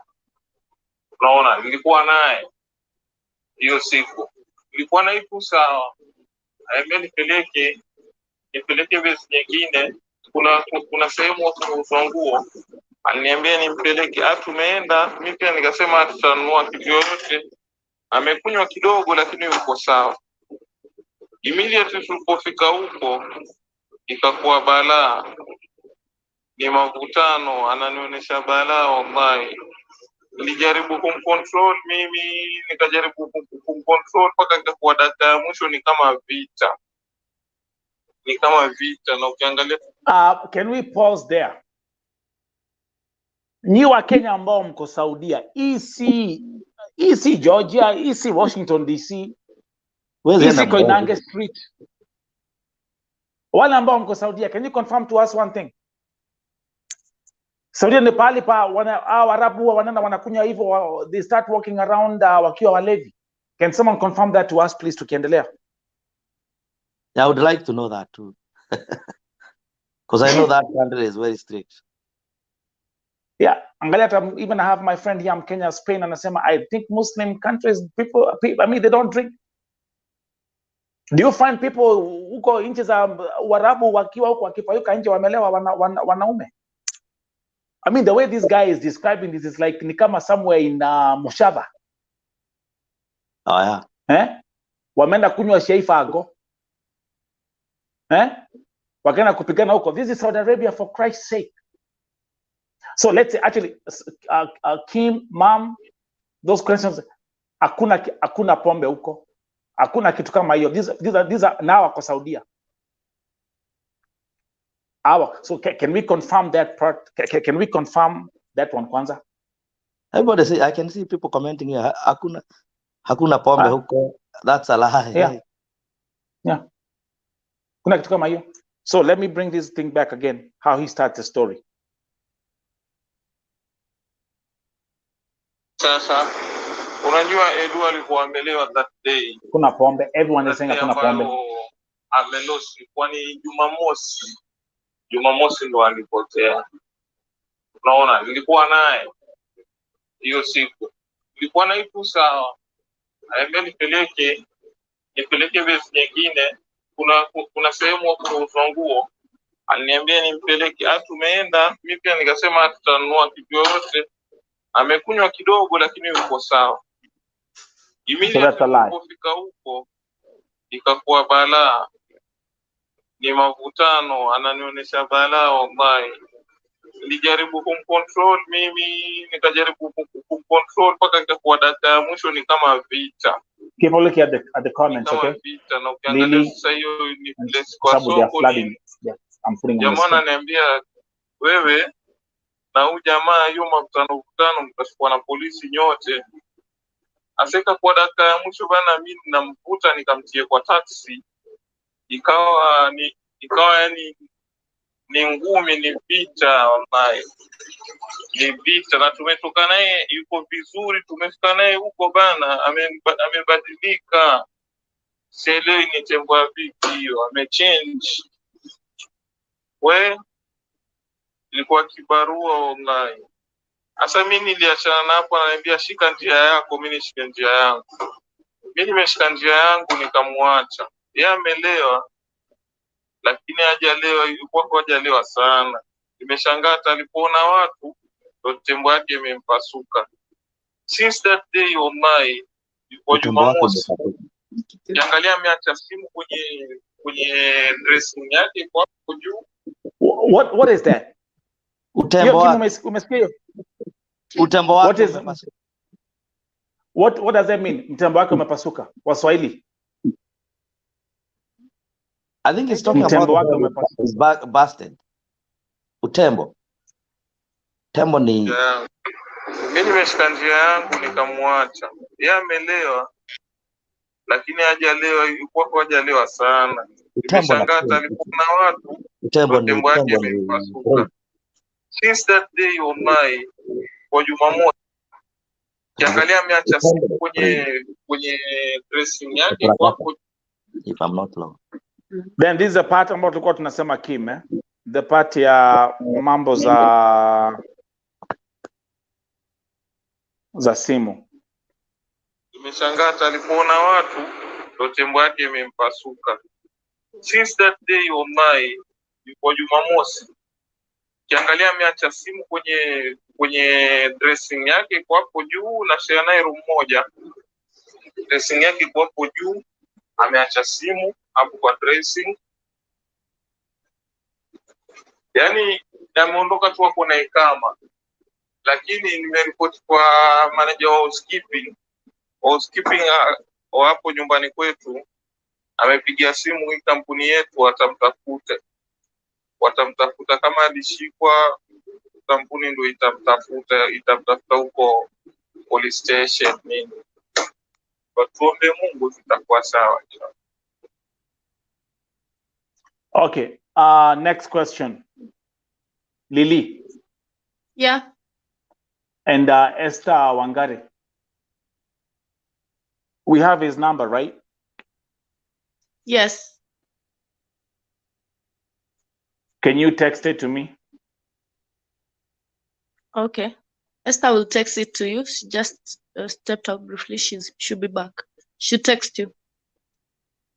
Esther will text me that number. Will text the phone number to you. And I feel he knows more to that, because how did he sleep for 2 or 3 days before even saying anything? Because it's my sister who asked him, how come I can't get to my husband? He didn't say anything. I just sent Kim a voice message. I recorded when the sponsor in Saudi Arabia called me, because the ministry called the agents, both sides in Kenya and in Saudi Arabia. That's right. And we wanted to know what happened to him and how he was before that, how he was faring in Saudi Arabia. And now the ministry got to the sponsor in Saudi Arabia. He's an Arab, and And now the Arab person, that the Arabian guy, called me, and I recorded that call. I just sent to Kim. Maybe he can listen to that. And Can you send it to Mother? he was trying to using my explain phone. what happened. Yeah. Send to Mom, because I'm using this phone, and I'll probably go off. Oh yeah. Send it to me on the other cell phone. Yeah, Mother. Okay. I'll send to Mom. So I can listen to yeah. Nelson, I'm ready. I'm ready. The sponsor kept saying that he's checking up on him, but he never mentioned him being dead or him being removed of any organ. And as you saw, the person who was taking the video is also employed by the same sponsor. So that was how we were alliancing, the sponsor and the person who took the video and us. That is how we got to get hold of the video. And but then since then he hasn't called again, so we don't even have his number. But I know probably the other agency in Kenya knows how to contact him. But then they keep wondering, they keep asking, because they had called last night, to ask whether the papers have been signed, because they are getting reports from the embassy that the uncle sent my sister's ID and the mother's ID and his ID as I think he's the spokesman of the family or something. He sent the IDs to, I don't know where, but they got hold of the IDs. And that is how it's where my sister comes, and she's saying she has not signed anything. They shouldn't fake her signature. They shouldn't like wasimwekele anything ati yeye because ni kama wanataka kumwekelea so that whatever they do, then blood will be on my sister's hands. Hataki hiyo kitu yote. Amesema hataki hata sign anything. Nah, when this morning when the uncle called my sister, she left very early. So when I woke up, I didn't find her. And she was given some papers to sign.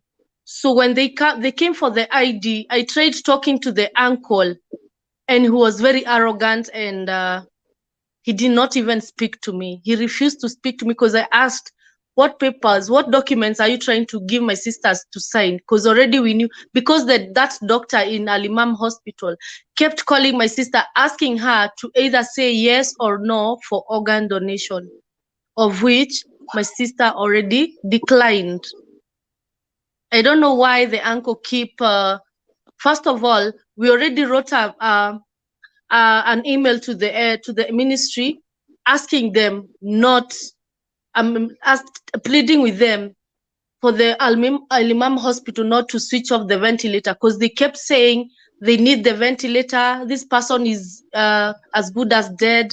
Just tell us whether we should remove the organs because we need the ventilator. So my sister, the reason why we went to the Ministry of Foreign Affairs was because she wanted them not to switch off the ventilator, and she wanted them not to remove any organ. So how the other family, the uncle went behind and overruled and over her plea, and now they are ready to even receive the body next week. As I was there yesterday and I heard what they said. Probably they are done with every documentation on Monday. I think it's because my sister has not signed anything. So they think between yesterday and today, my sister will have signed the documents so that by Monday they can go to Ministry of Foreign Affairs, Diaspora. That's good. That's right. And they can give the documents so that they can be allowed to remove the organs and bring the body home. Now, if I was asked, I would say that they should respect the decision of the wife, because she has a say in all of this, because she's the one who is being left with the children. two great boys, 7 and 5. Wow. The children actually keep, they can, because I think they can even sense something is not right, because now they started asking about the father now. We don't even know what to tell them. We don't even know whether he's alive or not. We don't know anything. You see? And everything is just being navigated by someone else who does not even care, because I think there's more to that 50,000 or whatever. There's more to that.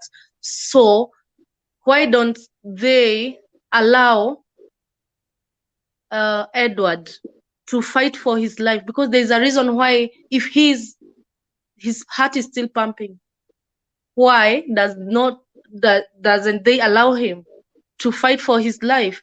There's a reason why he's not dead. There's a reason why. People wake up. I have seen people waking up myself. I have seen God working miracles even in my life, you know. That's right. That's right. So that is what my sister is asking. Why the rush? Let them stop rushing. Let them wait. Because the sponsor said he's not asking for a single dime. He's going to take care of everything. So I don't know why the immediate family is in a rush. So we would like, yes, they are rushing, and there's no money that is being asked. Nobody's asking for money. The sponsor said he had insurance, so automatically they are going to take care of every hospital bill. But then we need someone that can be trusted to go and check on him. That's right. Or to check on what is remaining of him. And nobody has accepted. I mean, my sister has not consented in any organ donation. So let them not remove anything. And probably if he dies due to God's will, my sister says she's going to accept that, and he's going to bury her husband and mourn her husband. But right now, I'm telling you, my sister she's not accepting that. She says she needs to know the truth, how he died, and his condition at the moment. She wants to know. Right. It's not because of Edward only, but because of many other people in Saudi Arabia. That's right. That's right. Yes. So change starts within us. It starts with me. It starts with you. It starts. Oh, yes. Absolutely. And this is the right platform right here. This is Vote TV, my sister. And here we move different. And by the way, let me say, Kim, thank you very much for reaching out to me. Thank you. Thank you very much. I'm dealing with so many cases, and you are my witness. I know. Jacinta Mogore, let me break some news for you guys. Thank you. Mwili wake utapelekwa Kenya. Please do something. Yes, please do something. Please let us get to know what we need to know, because truly this is a very hurtful story, and it's going to affect my sister forever if it doesn't get solved the right way. To the Simon Chege family, thank you. Yeah. Same story like Edward, but now Chege is coming in a coffin. Again, could it be, for example, Kim and Mom, to the way how? Could it be, for example, that the same thing happened with Simon Chege? So, and by the way, they did not, because this family they don't have anything. They don't know about the rules. It's a family from Nyandarua, Maema. I even had to explain to the family, some of the members, how to use WhatsApp. How are they going to follow up with this kind of story? So, for example, after maybe someone like Simon Chege was still breathing, and they just decided to put the machines off without the family's consent, without asking the dad, without asking the mom, because where are they going to start from? Yeah, because you see, the problem I have with them, if there was nobody who knows how, and someone who is insisting on things to be done right, probably this would be the same case. Unfortunately, this time there is a family of people who are not just people there. We have people. We might not have money, but we have people who are educated. We have lawyers in the family. We Yes. have even magistrates in the family. We actually can. That is why you see the uncle is trying to rush things, because he knows sometimes some of us are fire, and we breathe fire, and we mean what we say, and we don't compromise on corruption and things that doesn't add up. If it was something that was adding up, if the guy was dead, it was an accident, he was in the mortuary, in the morgue, and we are trying to mortuary and we're trying to raise money, that would be a different thing. But in this case, this goes to the market, to Tembo Umepasuka, because someone threw him or somewhere. Probably he's not even hit on the head. Probably he's nimeona mtu akiandika utembo, probably he's talking about the stomach. So who says someone who is broke the stomach is even tushaiona watu hata nini imetoka, the instantaneous are out and they are taken, that they are fixed back, and someone goes on with his life. That's right. So, and how did he know? I mean, make me understand, how did he know this utembo umepasuka? And again, utembo umepasuka ameenda hajui kama ameshikwa. Wacha tugojee mambo mazuri. Wacha nisema hivi Kim. Let me say this, Kim. Mwenye Kiswahili mingi amejichenga na Kiswahili yake. Yeah. Si wata sisi ni mafala, si ati watu wata sisi tunaongea. Anasema mara tukifikiria utembo umepasuka, sijui ninamwona hapo, ndio nilimwona mwisho. Basi kama ukamwacha, ulimwonaje? Did you see him in the air, in the vision? Are you omnipresent? Where are you in this? It's crazy. It's crazy. Give me a break. I mean, I might not be an investigation officer. I might not be a whoever DEA or whatever you call them, but the DEAs. Fact is, but we got common sense though. Yeah, we got common sense. The fact is, it tells you are giving 5 stories in one sentence. That's right. That makes sense. Simu iko hapo, utembo umepasuka, umepigana kwa soko, umelewa. Okay, I believe the people can get pombe in Saudi Arabia. I know that is true, but you cannot drink it on. Si kama ni kwa soko, si kama vile kuku tunaenda club tunasema wewe tukutane hii club fulani, ama uende Kenya ukutane na mtu Nairobi club. You can't do that. The other things I believe in Saudi Arabia, even if they will drink and stay indoors so that they cannot be caught. I don't think this guy was stupid. He has been in Saudi Arabia for almost a year, so he knows the rules. That's right. That's right. So I don't think he wanted to go to the jail. And I also, when you see the sponsor says he was ready to pay for the bill, meaning this guy was good, hardworking, doing the right thing. That's meaning right. The sponsor probably has nothing to do with it, 100%. Because if the sponsor is willing to go extra mile and let that guy be in the machine because he has insurance, it means the guy was a good worker.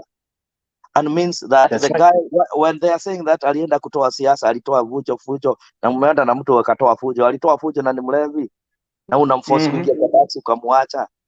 However, you leave this guy at what time? That's right. I need to know this guy. I need actually to see his face and the picture, because I would like to bust him and find him wherever he is, because I believe there is something we call, we need to start having this fear that people will give us story, buy them and bury them and say it is okay. Because he's a son of another poor woman who cannot manage to raise the kids, and the kid cannot manage to go to get a good job in Kenya. It has been business as usual, but it has to change from now. Because you see, in my opinion, I believe that the Saudi authority knows what happened. If not Saudi authority, there is someone, these guys, either they're having a cartel, selling some organs, and they're using it as an excuse. Alikuwa amelewa. Now you're speaking. I am asking, I want the people who listen to me and who lives in Saudi Arabia, who in their right mind? Who in their right mind in Saudi Arabia get drunk and gets out? I know people can drink. I know I've seen people drunk in Saudi Arabia. Yes, they do. But they drink together in the house, and they probably would do a video in the house, not even showing the location, because they would be busted and probably put on the next plane going back to Kenya. They would be deported. And that is the Kim, let's do this. Kim, I'm going to do this. We got 47 seconds. We're going to do another special segment, but allow me to say this. Officially from now, VOTV will continue to declare Edward Gathungu is brain dead. Exactly. And we all agree on that. Mom, Exactly. that's the verbiage. Team, that's the verbiage. To all the viewers, mumekuapa, mumesikia, mumejionea. Let's wait for part 2. Have a good night. Thank you very much. Thank you.